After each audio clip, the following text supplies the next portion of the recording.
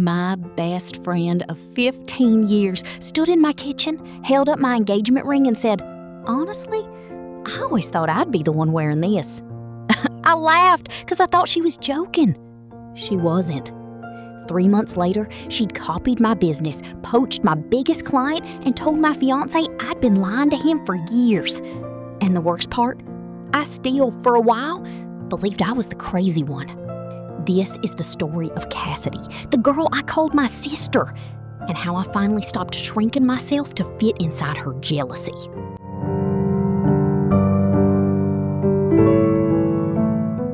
Cassidy and I met in the 6th grade, assigned as lab partners because our last names were next to each other on the roster.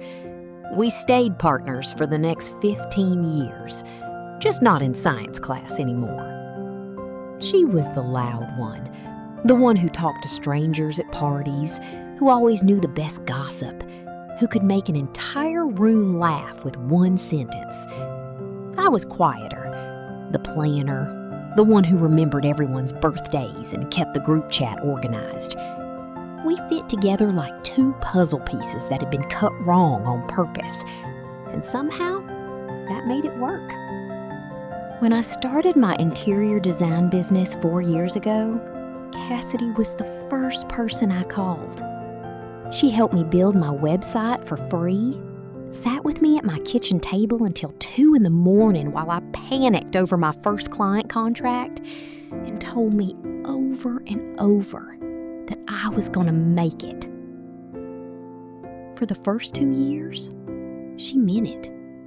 I know she did. The business grew slowly, then all at once. A feature in a regional design magazine, a referral from a client that led to 3 more.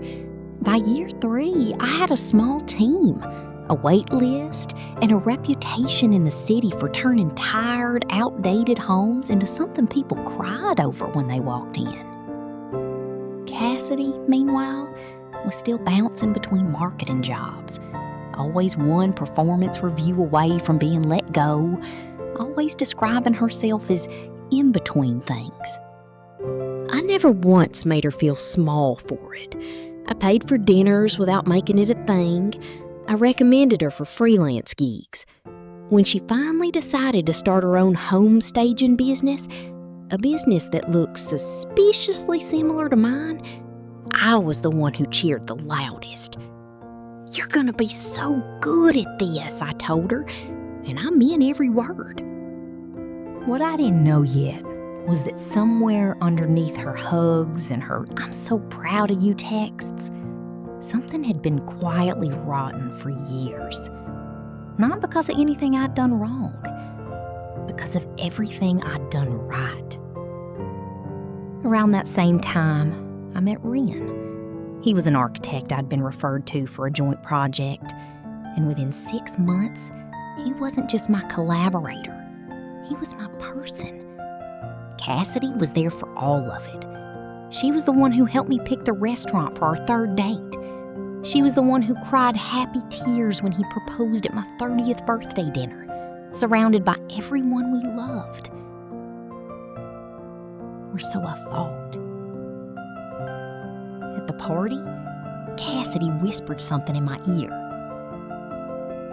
I tried to dismiss it, because the ring hadn't even made it off my hand that night before Cassidy pulled me into the bathroom, hugged me tight, and whispered in my ear,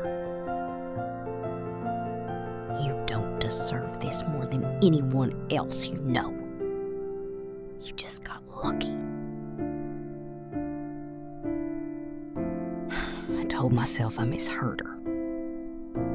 I told myself it was the champagne talking. I was wrong on both counts.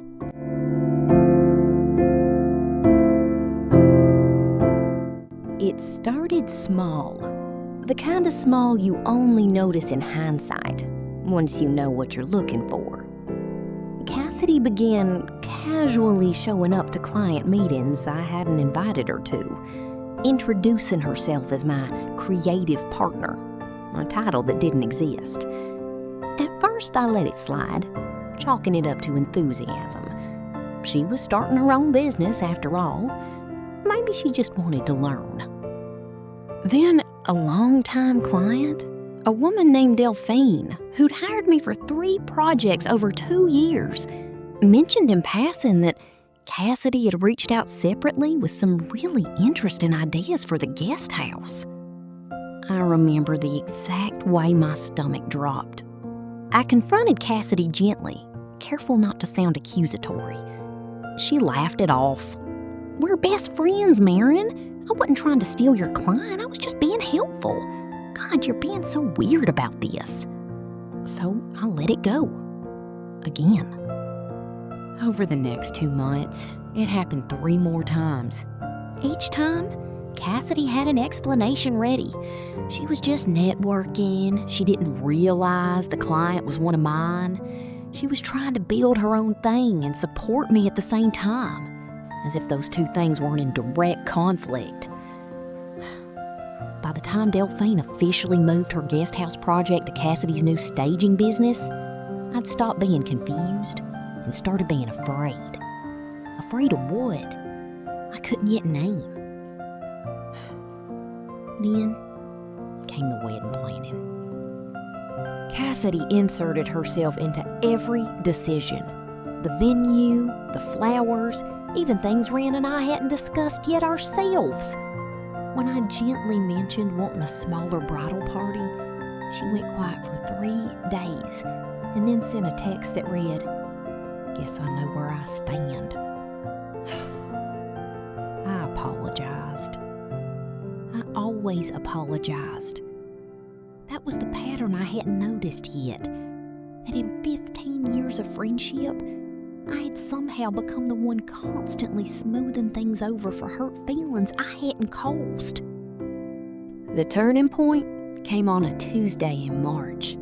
Ren called me at work, his voice tight in a way I'd never heard before. "Can we talk tonight?" Cassidy said some things to me at lunch. About you. About us. My hands went cold around my phone. That evening, Ren told me Cassidy had taken him to lunch without telling me and spent an hour explaining, with what he described as so much concern in her voice, that I had a pattern of using people, that I'd done something similar to a boyfriend before him, and that he deserved to know the whole picture before he married me. None of it was true. Not one word. But Ren, to his credit, hadn't believed her outright. He just needed to hear it from me directly. Needed to watch my face when I answered.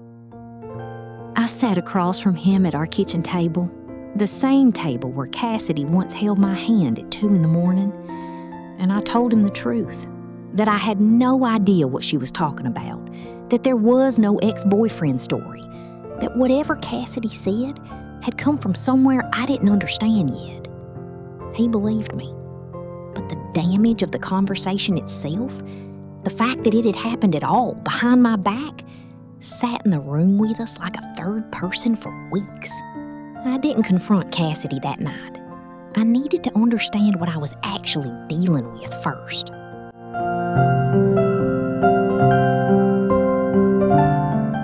It took me 2 weeks to get the full picture, and I got it from Delphine of all people.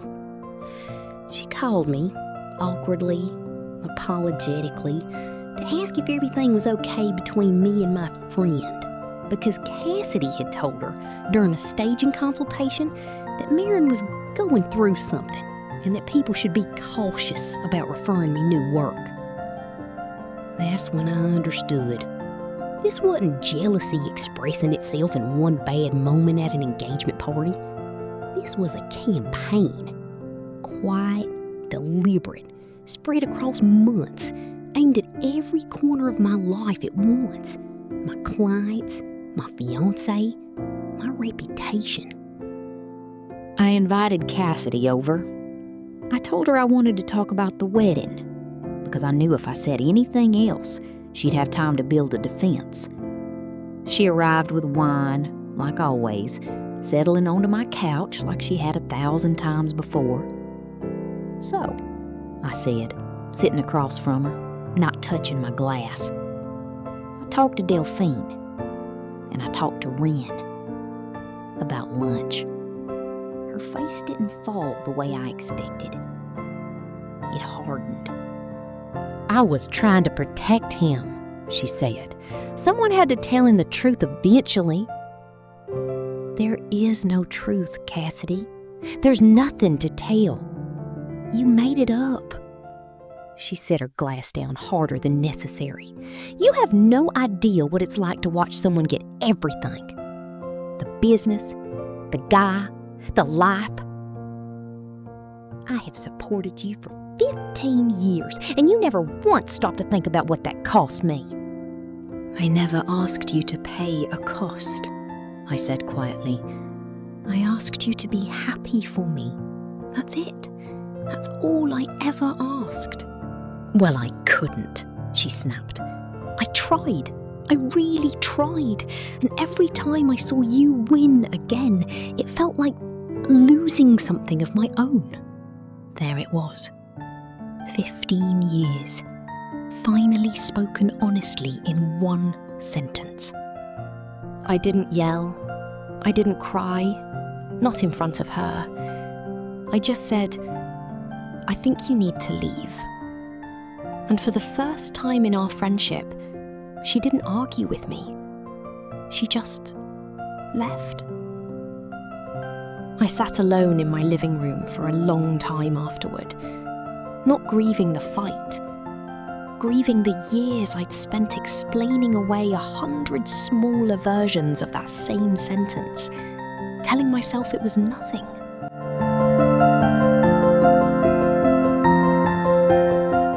Word travels fast in a small design community, and it wasn't long before Delphine and 2 other clients Cassidy had quietly poached pieced together the same story I had.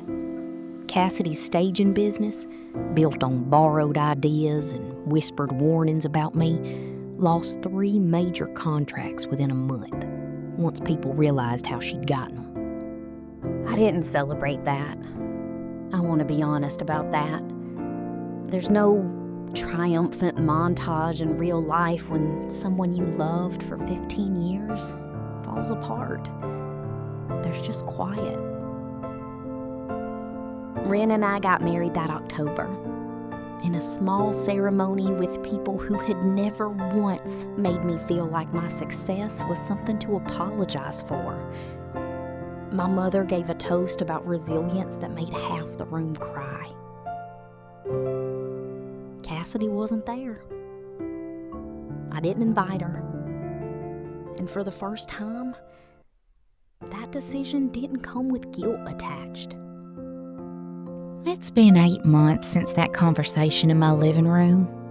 I still think about her sometimes.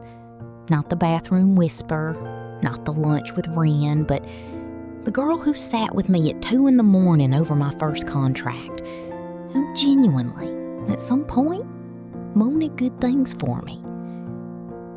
I think jealousy doesn't always start as something ugly. Sometimes it starts as love that never learned how to celebrate someone else without losing itself in the process.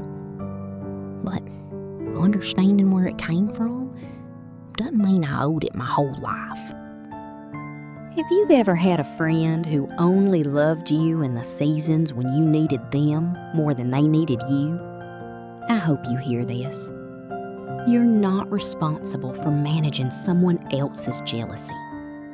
You're only responsible for telling the truth, protecting your peace, and walking away when someone shows you clearly who they really are. Cassidy taught me that the hardest way. I'm still grateful for the 15 good years. I just finally stopped waiting for a 16th.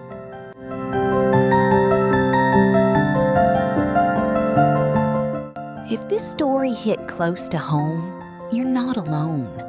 So many of us have carried a Cassidy for years without a name for what it actually was. Tell me in the comments, have you ever had to walk away from a friendship like this? I read every single one. And if you want more stories like this, subscribe, because there's a lot more truth where this one came from. Thank you for listening. I'll see you in the next one.